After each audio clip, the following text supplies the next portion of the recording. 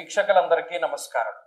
2026వ సంవత్సరం నూతన ఆంగ్ల సంవత్సరం ముందు మేషరాశి వారికి ఏ విధమైనటువంటి గ్రహగతులు ఉండబోతూ ఉన్నాయి అనేటువంటి విషయాన్ని ఈ వీడియో ద్వారా క్లుప్తంగా తెలుసుకునేటువంటి ప్రయత్నం చేద్దాం. రాజపూజ్య అవమానాలు, ఆదాయ వ్యయాలు ఈ ఇంగ్లీషు సంవత్సరానికి ఉండవు కాబట్టి అది ప్రేక్షకులు గమనించాలి. అలా ఎవరు చెప్తున్నా ఖండించాలి. ఎందుకంటే రాజపూజ్య అవమానాలు ఇవన్నీ కూడా ఉగాదికి మనం క్యాలిక్యులేట్ చేస్తాం కాబట్టి అత్యుత్సాహంతో ఈ ఆంగ్ల సంవత్సరానికి రాజపూజ్య అవమానాలు చెప్పేటువంటి వారిని మీరు ఖండించండి, అది నా సూచన. అలాగే ఈ మేషరాశి వారి యొక్క పరిస్థితిని కనుక గమనిస్తే ఈ సంవత్సరంలో దీర్ఘ సంచార గ్రహాలని మనం పరిశీలన చేస్తే ఈ సంవత్సరం ప్రారంభంలోనే కొన్ని పంచగ్రహ కూటములు, చతుర్గ్రహ కూటములు ఇలా చాలా ఏర్పడుతూ ఉన్నాయి. రావుకేతువులు ఈ సంవత్సరం చివరి వరకు కూడా మేషరాశికి 11వ స్థానంలోనూ 5వ స్థానంలోనే ఉంటారు. ఈ సంవత్సరం చివరిలోనే డిసెంబర్ నెలలో మారి వారు 10-4 స్థానాల్లోకి వెళతారు. ఎటు చూసుకున్నా రావుకేతువులు పూర్తి స్థాయిలో అనుకూలంగా ఉన్నారు. ఇక శనేశ్వరుడు 12వ స్థానం ముందు ఉన్నారు. శనేశ్వరుడు ఆల్మోస్ట్ ఈ సంవత్సరం అంతా కూడా అదే స్థానం ముందు ఉంటారు. మధ్యలో శని వక్రగతిలోకి వెళ్ళినా కూడా రాశి మార్పు ఏమి ఉండదు. కొంతకాలం వక్రించి మరలా అదే స్థానం ముందు కొనసాగుతారు. కాబట్టి 12వ స్థానం ముందు శనేశ్వరుడు ఫిక్స్డ్ గా ఉన్నారు. ఇక గురువు ఈ సంవత్సరంలో 2 సార్లు మారుతారు. ఒకటి జూన్ నెల 2వ తారీఖున మిథున రాశి నుండి కర్కాటకంలోకి మారుతారు. తర్వాత అక్టోబర్ 31న కర్కాటకం నుండి సింహరాశికి మారుతారు. ఈ 2 మార్పుల్లో 2వ మార్పు ఈ మేషరాశి వారికి అనుకూలంగా ఉంటుంది. అంటే అక్టోబర్ 31 దాటిన తర్వాత నవంబర్ డిసెంబర్ నెలలో గురుబలం పెరుగుతుంది. ఇది క్లుప్తంగా ఈ సంవత్సరంలో ఉండేటువంటి గ్రహగతుల యొక్క ఫలితాలు చూసుకుంటే దీర్ఘ సంచార గ్రహాల్లో రాహు అనుకూలంగా ఉన్నారు. సంవత్సరం చివరిలో గురువు అనుకూలంగా ఉన్నారు. దీన్ని బట్టి మధ్యస్థమైనటువంటి ఫలితాన్ని మనం ఆశించవచ్చు. పర్సంటేజీల్లో చూస్తే 40% మేషరాశి వారికి ఇది అనుకూలమైనటువంటి గ్రహస్థితి. ఎందుకు 40% అంటే రాహు మాత్రమే బలం, చివరిలో గురు బలం వస్తుంది. చివరి 2 నెలలే కాబట్టి పెద్దది మనం కన్సిడర్ చేయట్లా. ఇక ఏలినాటి శని అనేటువంటిది ప్రభావాన్ని చూపించేటువంటి సంవత్సరం ఈ సంవత్సరము.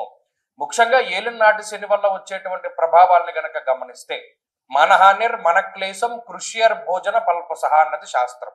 ఇక్కడ మేషరాశి వారిని ఏలినాటి శని ఏ విధంగా బాధ పెడుతుంది? ఈ 2026 జనవరి దగ్గర నుండి డిసెంబర్ లోపు అనువుగా ఉండేటువంటి స్థానం నుండి మారుస్తాడు శనేశ్వరుడు. అంటే ఒక ఉద్యోగ పరంగా కానీ లేకపోతే వ్యాపార పరంగా కానీ ఇప్పటి వరకు ఒక స్థిరమైనటువంటి ప్రదేశంలో అమ్మయ్య ఇది మనకి బాగుంది, ఈ స్థానం మనకి అద్భుతంగా ఉంది అనుకునేటువంటి తరుణంలో ఆ ప్రాంతాన్ని వదిలిపెట్టి వేరే ప్రాంతానికి వెళ్ళేలా చేస్తారు. అలాగే మానహానిర్ మనక్లేశ, మీ యొక్క మంచి పేరుని దెబ్బతీసేటువంటి విధంగా ఏదో ఇతరులు ఏదైనా మీ మీద బురద జల్లడమో లేకపోతే మీ మీద దుష్ప్రచారం అధికంగా జరగడమో ఏదో ఒకటి మీ యొక్క మంచి పేరుని డ్యామేజ్ చేసేటువంటి విధంగా లేదా మీకున్నటువంటి బ్రాండింగ్ ఇమేజ్ని, మీ వ్యాపారానికి ఉన్నటువంటి బ్రాండింగ్ ఇమేజ్ని దెబ్బతీసేటువంటి విధంగా కుట్రలు ఎక్కువగా జరగడానికి అవకాశం ఉంటుంది. దాని ప్రకారంగా జాగ్రత్తలు తీసుకోవాలి. మానసికమైనటువంటి క్లేశాలన్నీ కూడా దీని వల్లే వస్తాయి. మనం ఈ పని తప్పు చేయలేదు కదా, మన మీద ఎందుకు నిందారోపణ వచ్చింది, లేదా మనం చాలా నిక్కచ్చిగా ఉన్నాం కదా అయినా మనకి ఎందుకు ఈ చెడ్డ పేరు వచ్చింది అనేటువంటి ఆలోచనలు ఎక్కువ అవుతాయి. అలాగే ఈ సంవత్సరం మొత్తం మీద కాలాన్ని అతిక్రమించి భోజనం చేయడము, సమయానుకూలంగా వేళకి తిండి వేళకి నిద్ర అనేటువంటిది శనేశ్వరుడు కల్పించడు. ఇది పని ఒత్తిడి మీద అయి ఉండొచ్చు, ప్రయాణాల వల్ల అయి ఉండొచ్చు, వేరే ఇతరత్ర కారణాలు ఏమైనా అయి ఉండొచ్చు. కానీ ఒక మెటబాలిజం అనేటువంటిది దెబ్బతింటుంది. అందువల్ల ఏమవుతుంది, శారీరకమైనటువంటి మార్పులు, బరువు పెరుగుతూ ఉండడం తగ్గుతూ ఉండడం, నరాలకి సంబంధించినటువంటి సమస్యలు రావడం, ఎముకలకి సంబంధించినటువంటి సమస్యలు రావడం, ఇటువంటివి ఎక్కువగా ఇబ్బందులు కలుగుతూ ఉంటాయి. అలాగే సైక్రియాట్రిక్ ప్రాబ్లమ్స్ కూడా మేషరాశి వారిని అప్పుడప్పుడు వచ్చి ఇబ్బంది పెట్టి మరలా వెళ్ళిపోతూ ఉంటాయి. ఇది ఏలినాటి శని వల్ల వచ్చేటువంటి చాలా తీవ్రమైనటువంటి సమస్యల్లో ఒకటి. ఇంకా అధికమైనటువంటి ఖర్చు చూడండి, ఇక్కడ నుండి సామాన్లు ఆ ప్రదేశంలోకి, మళ్ళా అక్కడ నుండి వేరే చోటికి, లేదా ఇలా ట్రావెలింగ్ పరంగా కలిసి వచ్చేటువంటి ఖర్చు కాకుండా అనవసరమైనటువంటి ఖర్చులు ఎక్కువ. పలానా రూపాయి ఒక చోట ఇన్వెస్ట్ చేస్తే 10 రూపాయలు అవుతుంది అనేటువంటిది ఉండదు.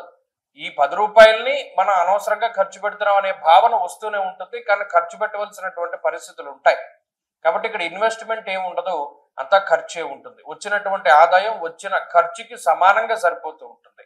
ఇది ఏలిన నాటి శని యొక్క సమగ్రమైనటువంటి స్వరూపం మేషరాశి వారికి. దీని నుండి ఎలా తప్పించుకోవాలి?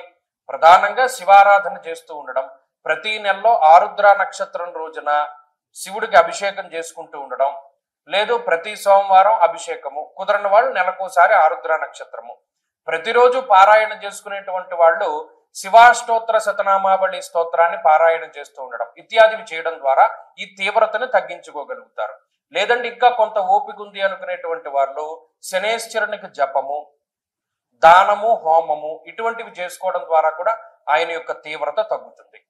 ఇక పాజిటివ్ ఫేజ్కి వస్తే రాహు యొక్క అనుకూలత చాలా ఎక్కువగా ఉన్నది. గోవా జిగజ సంఘానాం క్షీరార్నాది సుభోజనం అన్నారు. రాహు అటు 11వ స్థానంలో ఉన్నా, ఇటు 10వ స్థానంలో ఉన్నా, ఎటు చూసినా మీకు కలిసి వచ్చేటువంటి పరిస్థితులే. ఇందాక చెప్పాం శనేశ్వరుడు ఖర్చునిస్తారు, ఈ రాహు ఆ ఖర్చు నుండి కాపాడుతారు. అంటే ఖర్చుకు తగ్గ ఆదాయాన్ని ఇవ్వడంలో రాహు ఉపయోగపడతారు. కాబట్టి మీరు గమనించండి, ఆయన మీ నుండి ఏదైనా ఒకటి ఇబ్బందికరంగా తీసుకుపోతూ ఉంటే రాహు దాన్ని మరలా తిరిగి ఇస్తూ ఉంటారు.